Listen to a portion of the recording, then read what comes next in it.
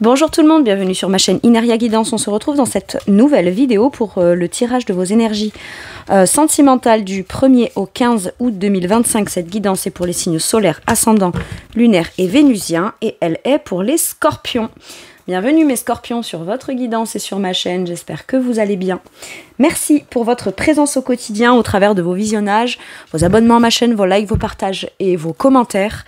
Merci du fond du cœur. Bienvenue parmi nous à toutes celles et ceux qui s'abonneront et en description sous cette guidance, je vous mets tous les tarots et oracles que j'utilise ainsi que mon lien pour celles et ceux qui souhaiteraient réserver une guidance privée avec moi.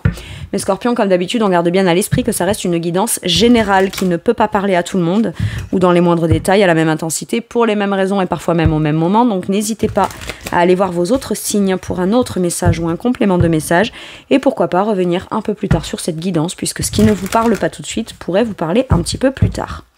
Le Light Year Tarot sera la base de mes deux premières colonnes. Comme d'habitude, de mon point de vue, la première colonne vous représente vous dans votre situation sentimentale. La deuxième colonne représente la personne en face de vous, qui peut être la personne avec qui vous êtes en couple depuis plus ou moins longtemps, ou à qui vous pensez, que vous venez de rencontrer. Enfin voilà, s'il y a quelqu'un pour vous. Et puis pour celles et ceux qui n'ont personne dans leur vie, ça pourrait représenter les énergies de cette nouvelle personne qui rentre dans votre vie ou ce qui se passe dans sa vie actuellement. Ça pourrait être inversé, vous pourriez vous retrouver plus dans la deuxième colonne que dans la première, la personne en face de vous plus dans la première que dans la deuxième, mais ça c'est à vous de savoir où vous vous positionnez en fonction de ce que vous vivez, de si ça vous parle évidemment. Allez c'est parti mes scorpions. Votre sentimental du 1er au 15, qu'est-ce qu'on a? On a la lune, ok, la personne en face de vous. Qu'est-ce qu'on a? Le pendu. Eh ben, deux arcanes majeures, chacun la sienne, bloquante à sa façon. Là, j'ai des peurs et je peux avoir une notion de flou, une notion de plonger en profondeur dans ces émotions qui peuvent faire peur. L'autre a un blocage. Ok, est-ce qu'on a peur parce que l'autre a un blocage ou est-ce que l'autre bloque parce que l'autre a des peurs et reste dans une zone un peu nébuleuse comme ça? Il y a des choses qui sont pas claires et qu'on ne comprend peut-être pas émotionnellement. Ou alors, ça peut être un émotionnel qui fait peur ou qui est très fort, très intense, mais qu'on peut avoir des angoisses comme ça parce qu'on les comprend pas, on a peur de pas les maîtriser, on a peur que ça nous plonge au cœur d'un truc émotionnel qu'on ne maîtriserait pas. Bon, voilà, est-ce que là il y a des peurs parce qu'il y a des blocages ou est-ce qu'il y a des blocages parce qu'il y a des peurs? Ça, je sais pas.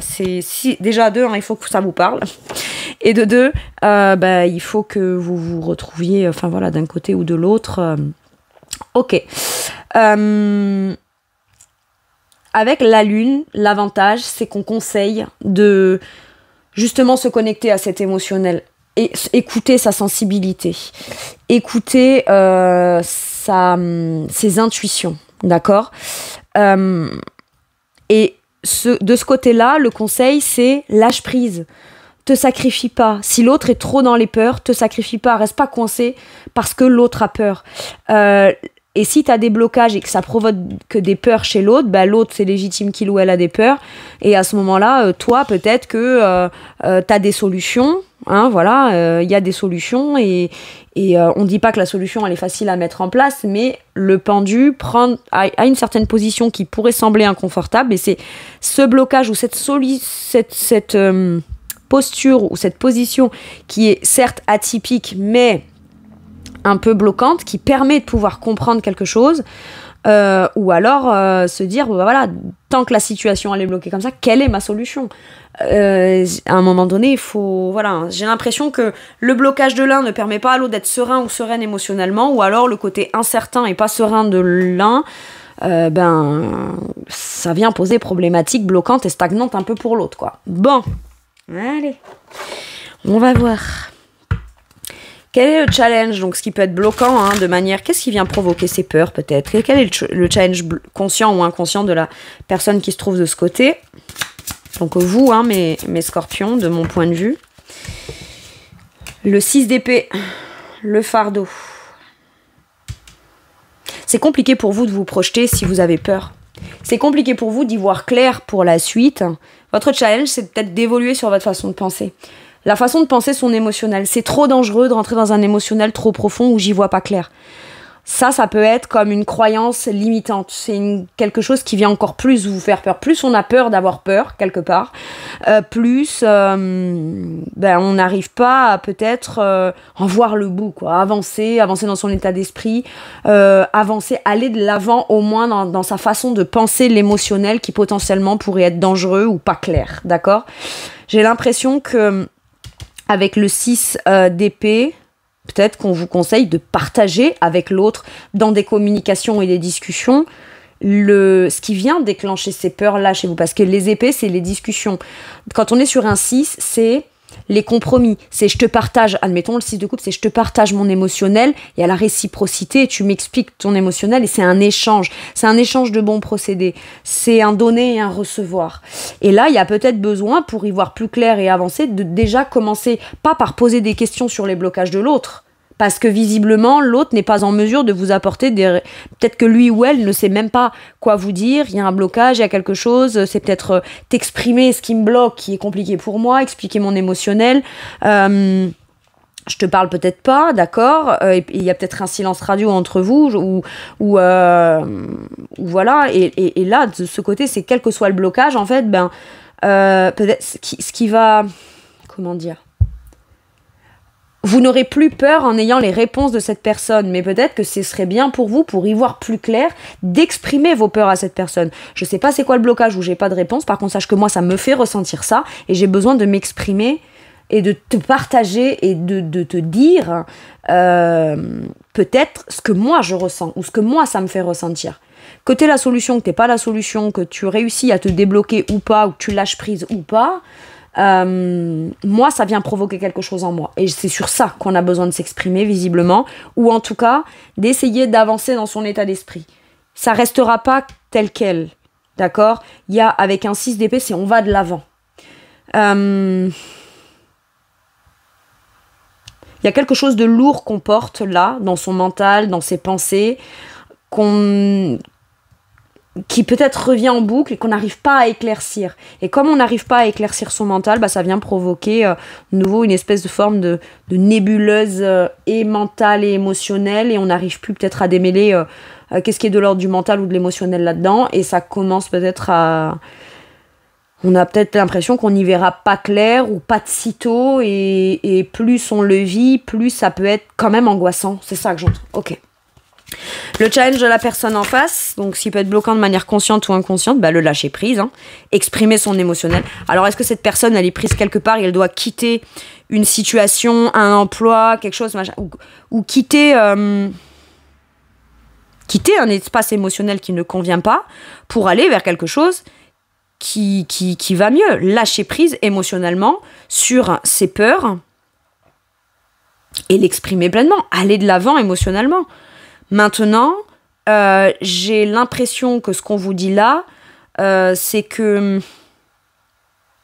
ce n'est pas parce que la personne en face a du mal à lâcher prise. Vous voyez, c'est 2 fois l'énergie de lâcher prise. 2 fois l'énergie, c'est pas parce que l'autre reste bloqué ou reste focus ou a du mal à exprimer quelque chose d'émotionnel ou à exprimer ou se diriger vers ce qu'il ou elle voudrait émotionnellement, que pour autant...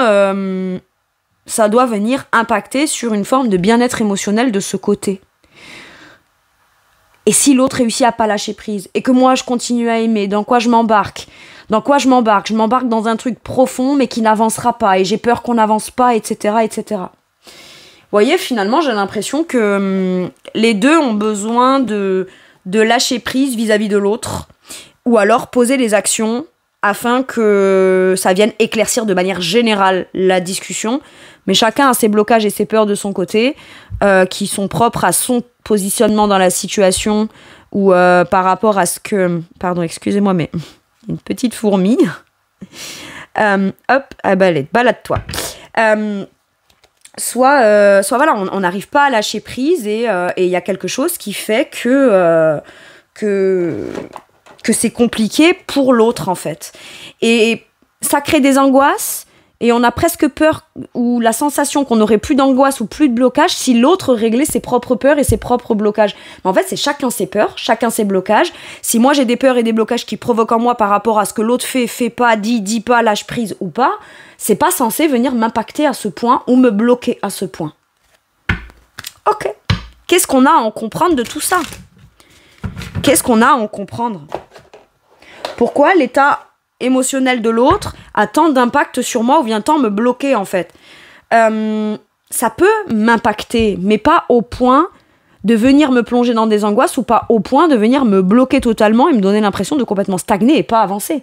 Le 8 de coupe, c'est l'énergie de quitter, ne pas me bloquer ou ne pas me rester coincé dans un truc et je dois aller de l'avant.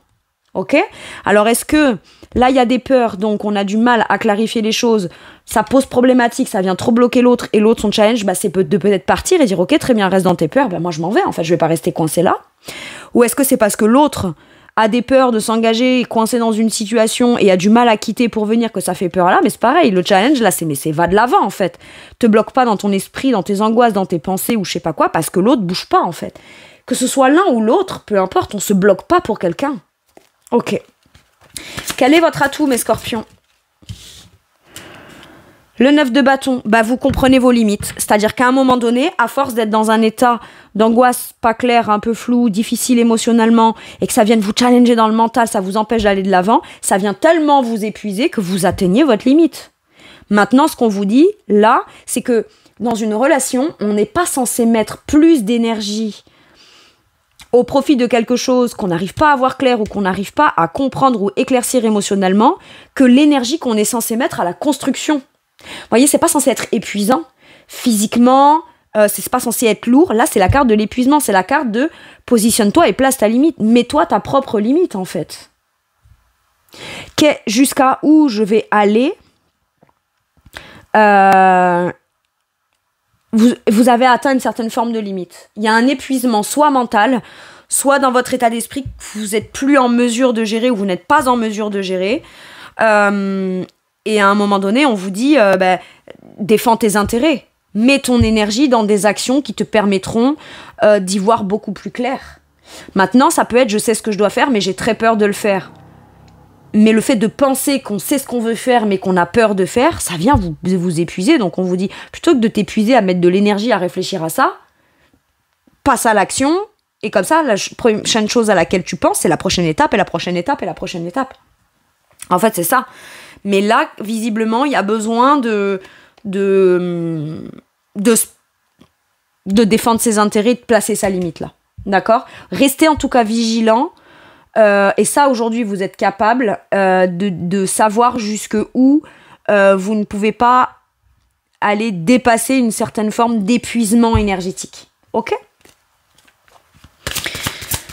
Allez, l'atout de la personne en face, c'est bien l'éveil avec l'as d'épée, la prise de conscience. Je tranche, je décide. Je t'annonce que, oui, c'est challengeant. Oui, c'est peut-être pas ce qu'on veut au départ. Oui, c'est peut-être difficile à prendre comme décision, mais la conscientisation de ce qu'il faut faire, pas faire, ce qui serait bien de faire, c'est bien. On en a conscience. Mais maintenant, c'est pas le tout que d'en avoir conscience. J'ai l'impression qu'il faut décider. Soit décider de le dire, soit d'exprimer une vérité et de dire, écoute, voilà, j'ai conscience des choses. Le pendu peut être bloqué en pensant que c'est certaines choses qui le bloquent, mais sans que pour autant ce soit vraiment ça qui bloque, d'accord? Mais parce qu'on ne veut pas être confronté directement à la vraie problématique bloquante. Mais à force de se dire, voilà, ça me bloque, mais soit je fais diversion, soit je trouve des solutions, mais je me rends compte que j'ai encore des blocages, il y a bien un moment en fait où l'éveil, la prise de conscience, la vérité, elle doit être dite, elle doit être conscientisée. Moi, j'ai l'impression que là, l'atout de la personne, c'est qu'au moins, elle est claire et en tout cas, elle a le courage d'annoncer quelque chose qui ne peut plus être possible dans la situation. Ou pour que la situation puisse évoluer ou pour que tout le monde puisse se sentir bien émotionnellement dans la situation. Ok. Bon. Maintenant que j'ai vu l'autre, je vais aller voir la situation en elle-même. Qu'est-ce qu'on a ? Mais là, il y a besoin d'affirmer quelque chose, d'affirmer une vérité. Il y a une vérité qui est conscientisée et qui doit être exprimée et qui doit être dite, affirmée, de manière peut-être officielle aussi. Hein. Je te dis que je vais faire ça. Mais attention, là on est beaucoup dans les ressentis, dans les sentiments, dans du vécu énergétique. Pour l'instant, là, j'ai pas l'action. Donc c'est bien de conscientiser, de communiquer, de ressentir les choses. Maintenant, qu'est-ce qu'on fait de façon concrète, quoi, avec tout ça? Là, il y a besoin de venir poser des actions concrètes par rapport à ce qui est. Ok.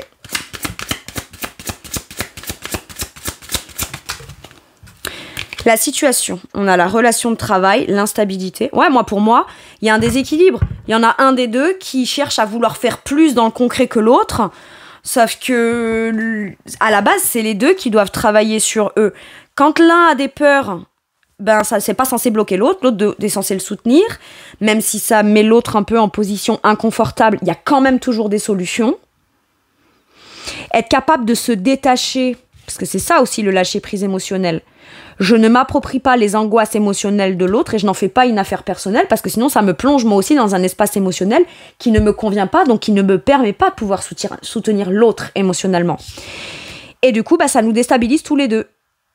C'est soit on peut travailler à tour de rôle dans la relation afin de s'entraider pour que on avance, soit les deux travaillent ensemble chacun de leur côté afin que on revienne stabiliser une situation qui devient instable ou qui ne peut pas être stable parce que les peurs, parce que les angoisses, parce que les je peux pas. Le pendule a plein de problèmes. Il a des gros problèmes qui le bloquent. Ouais, mais t'as des solutions.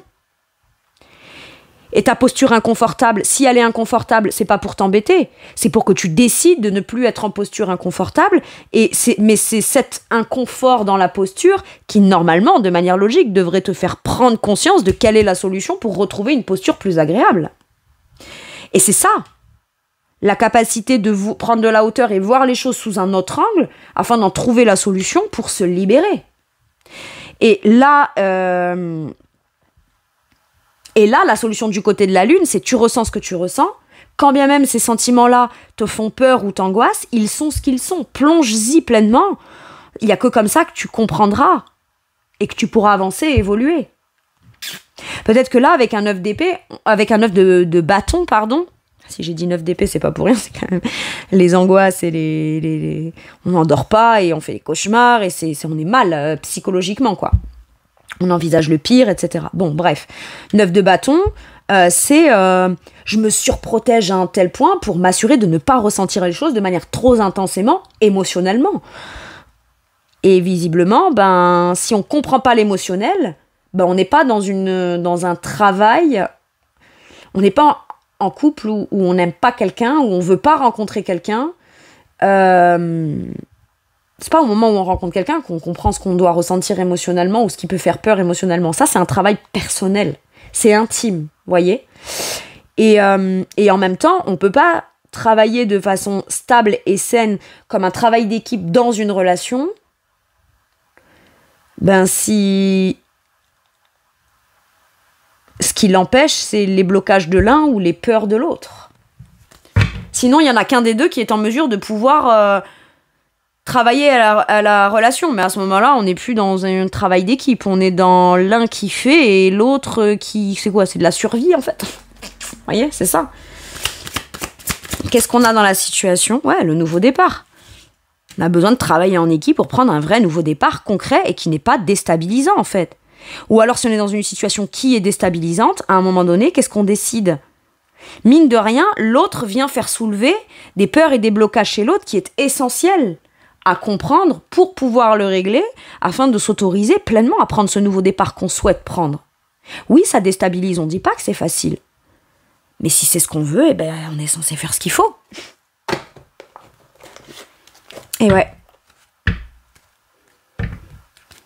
On a peut-être très très peur de rencontrer quelqu'un qui aurait des blocages sur l'idée de construire quelque chose de concret, prendre un vrai nouveau départ.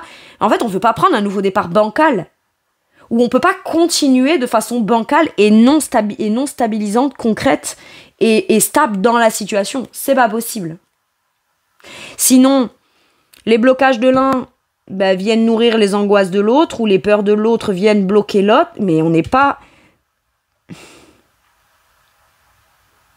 Alors oui, il y a un travail d'équipe et une relation de travail où l'un fait travailler l'autre sur ses blocages et ses peurs principales, mais à un moment donné, il faut réussir à le dépasser, quoi, parce que sinon, il peut pas y avoir ce nouveau départ. Ou alors si, on a un nouveau départ, mais alors, voilà l'instabilité du truc, quoi, et c'est pas cool. Allez, qu'est-ce qu'on vous dit ? Bah ouais. La justice et le 6 d'épée. La seule et unique vérité, si on est honnête, juste et clair avec soi-même, c'est qu'on conscientise ce sur quoi il y a besoin d'avancer et d'évoluer dans son état d'esprit pour aller vers ce nouveau départ. La justice, elle est capable de trancher, d'être juste et d'être équilibrée, ou de retrouver son sentiment d'équilibre. J'ai encore le pendu en dos de deck. Parfois, il faut mettre dans une situation inconfortable pour voir les choses, pas telles qu'elles pourraient être, telles qu'elles auraient pu être, ou telles qu'elles pourraient l'être dans le futur. Non, juste pour voir les choses telles qu'elles sont vraiment. T'es bloqué, t'es coincé, c'est un fait. Qu'est-ce que tu peux faire ? Qu'est-ce que tu peux décider ? Ça. Ouais, mais j'ai du mal, machin. Ok, donc c'est pas ça que tu dois faire en priorité. En priorité, c'est déjà évoluer sur ta façon de penser, sur ce que tu penses pouvoir être en mesure de faire. Voyez ? C'est venir démêler les fils les uns derrière les autres. Mais à un moment donné, il faut prendre des décisions qui sont les plus justes, en fait. Les plus justes, les plus honnêtes et les plus impartiales. J'ai peur ? Ok. Je vais être honnête avec moi-même. Qu'est-ce qui me fait peur ? Est-ce que j'ai peur par rapport à ce qui pourrait être ? Est-ce que j'ai peur parce que l'autre est bloqué ? Est-ce que j'ai des angoisses émotionnelles parce que peur de m'attacher ou de ressentir plein de choses très fortes émotionnellement pour quelqu'un qui visiblement n'y voit pas encore très clair pour lui ou pour elle, ou a du mal à se libérer de quelque chose qui nous empêche d'être ensemble, par exemple. D'accord ? Quelle décision de vérité et juste tu peux prendre pour toi, au moins pour t'assurer d'avoir l'esprit plus tranquille. C'est pas dans l'espace d'angoisse et de blocage, visiblement, qu'on peut communiquer de façon claire. Donc il y a peut-être besoin à ce que chacun prenne du recul sur ses peurs et ses blocages, et peut-être que celui qui décide de lâcher prise et de s'éloigner un peu parce que c'est trop bloquant, vient faire prendre conscience à l'autre d'une nécessité de devoir évoluer dans sa façon de penser, parce que sinon c'est juste pas possible, quoi. Sinon on n'avance pas. Mais pour pouvoir avancer dans les faits et concrètement, il faut déjà avancer dans son intellectuel, dans sa façon de voir les choses, liées à la vraie vérité intérieure, aux choses telles qu'elles sont, les choses telles qu'elles sont. Et prendre une décision en fonction de ça. Et pas en fonction de quand j'aurai évolué dans mon état d'esprit, quand je me sentirai moins stressée, quand j'aurai moins de peur, quand j'aurai moins de blocage, quand je me sentirai prêt à... Non, parce que sinon tu peux attendre des années comme ça. À un moment donné, c'est dans les faits de manière factuelle. C'est quoi la vraie vérité ? Sur quoi tu dois avancer ? Sur quoi tu dois communiquer ? Qu'est-ce que tu as envie de communiquer dans ta vérité profonde qui permettrait de pouvoir mettre des mots sur ce qui est instable et ce qui, au contraire, pourrait venir débloquer des choses où c'est à partir de là qu'on peut commencer à bâtir ou rebâtir sur une stabilité et un vrai nouveau départ porteur, quoi. Mais pour ça, faut se décider, là. Ok. J'ai l'impression qu'il y en a un des deux qui décidera de prendre le large si la situation reste instable et que ça ne bouge pas, en fait. Et que ça reste bloquant ou coincé. Clairement. Après, est-ce que c'est nécessaire ? Est-ce que ce n'est pas nécessaire de peut-être prendre de la distance pour y voir peut-être plus clair, mais à distance de la relation, pas plonger en plein du cœur du truc des angoisses et des émotions pas cool, quoi. Allez, de quoi pourrait avoir envie de vous parler la personne en face de vous sur cette première quinzaine, mes scorpions ? Sage. Ouais. Qu'est-ce qui est le plus sage ?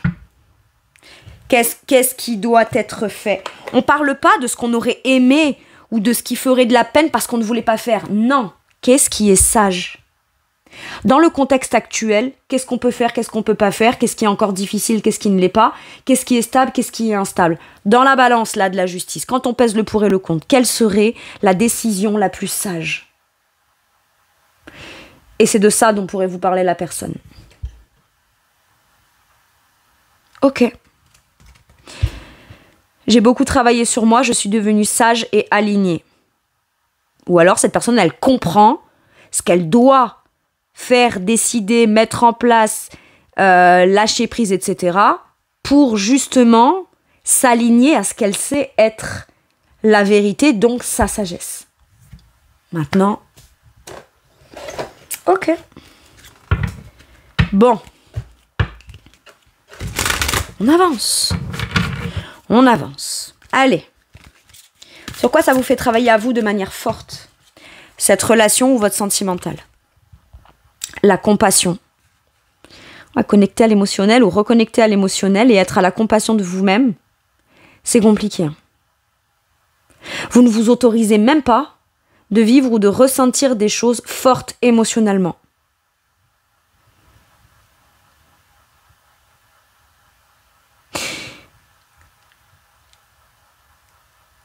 Si, j'ai une question à vous poser, mes scorpions.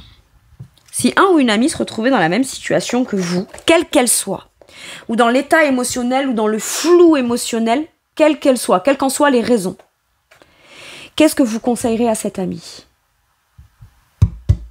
Eh bien, j'ai presque l'impression que ce que vous pourriez être capable de ressentir en compassion pour cette amie, c'est à vous. Soyez votre propre ami et accordez-vous-le, cet espace-là. Ok. Ça sert à rien de se juger, de se dire, ouais, mais voilà, j'ai des peurs, etc., je m'en veux. Non, soyez dans la compassion. Mais par contre, comme si qu'on vous dit, ne vous torturez pas l'esprit d'avoir peur de ressentir des choses fortes et profondes émotionnellement.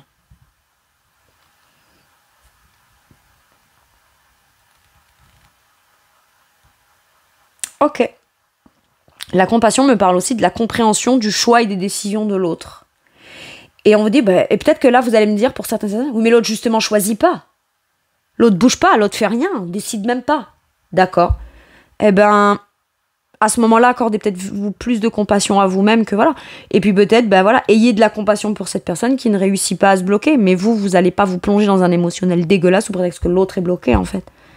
Vous pourrez peut-être, justement, l'aider plus à peut-être pas... si vous avez trop peur parce que cette personne est bloquée, vous n'êtes pas en train de vous aider et l'autre personne non plus. Et si vous êtes à l'inverse et que vous êtes là, c'est pareil en fait.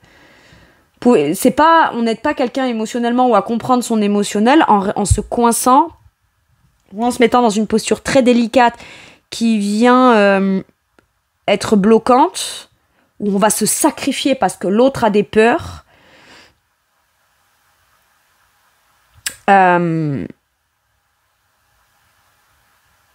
C'est fou parce que autant on a des peurs et des blocages, et si l'autre part ou l'autre s'en va ou l'autre s'éloigne, là on peut être dans la compassion et on le comprend. Par contre, quand l'autre est là et exprime ses blocages par rapport à des peurs ou des peurs par rapport à des blocages, à ce moment-là, on n'est plus capable d'aller le dépasser, de le comprendre, quoi. Alors que pourtant, j'ai l'impression que vous êtes faits pour être ensemble. Je sais pas, j'ai un truc comme ça. Bon.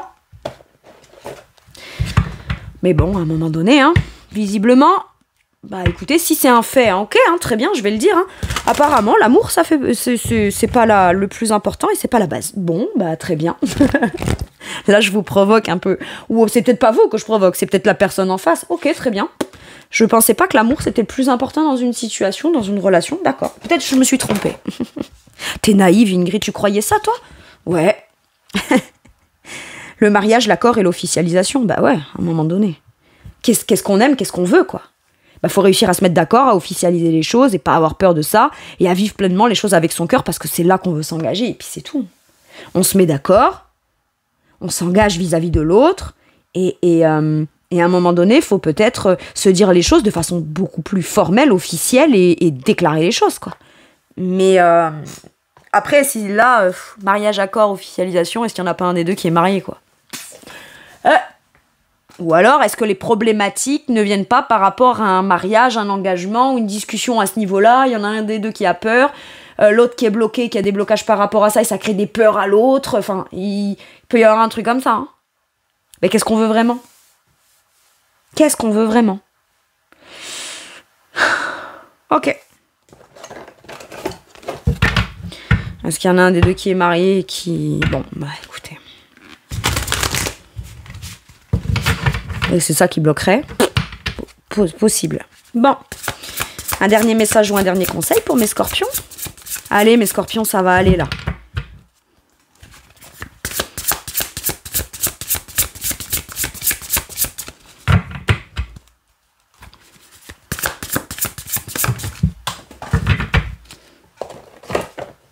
Allez, qu'est-ce qu'on vous dit?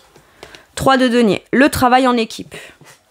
Fait de façon concrète. Tu es appelé à faire quelque chose de façon concrète, comme tu as envie de le faire. C'est un travail d'équipe, le 3 de denier.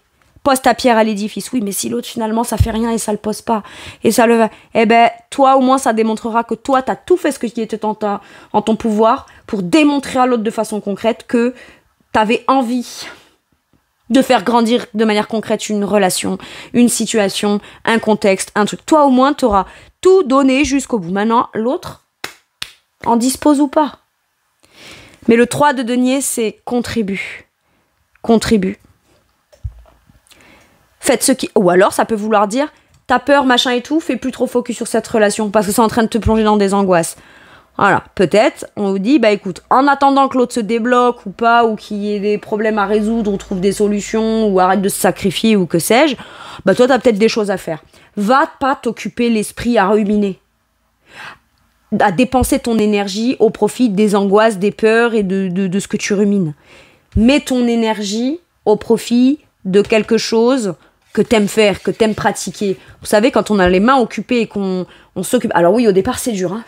Il faut se dépasser, ça obsède, on pense qu'on n'arrive pas à être... Mais à force d'être impliqué dans un projet, un truc minutieux, une passion, un truc qu'on a envie de faire grandir et évoluer, bon bah finalement, on dirige notre attention sur des choses qui sont bien plus porteuses que ce qui visiblement là ne l'est pas. D'accord? Donc peut-être qu'on vous dit, ben, travaille, fais ta passion, dessine, peins, intègre un truc où t'es sollicité et où même si émotionnellement c'est difficile, bah c'est peut-être la pratique de quelque chose qui te plaît et qui te passionne qui au moins momentanément te fera faire une pause émotionnelle. J'ai un truc comme ça. Et en plus, tu vas peut-être le mettre au profit d'une création ou de quelque chose qui est de l'ordre d'une créativité et tu pourras peut-être même en faire quelque chose de beau. Un peu comme un artiste qui exulte un peu ces trucs au travers de l'écriture d'une chanson ou un truc comme ça. Ou alors qui peint un tableau particulier ou qui crée quelque chose, qui transmute ses émotionnels ou ses peurs émotionnelles et qui le met au profit de quelque chose qui le rend créatif en fait. Ok, bon. Donc faites ce qui vous passionne, reconnaissance pour la qualité exceptionnelle de votre travail, en particulier dans les domaines créatifs, être bien rémunéré pour son métier, bien travailler avec les autres, une excellente réputation. Voilà, c'est tout pour moi mes scorpions pour cette guidance, je vous remercie de m'avoir écouté, je vous fais tout plein de gros bisous, prenez bien soin de vous et à bientôt pour une nouvelle guidance. Merci, au revoir.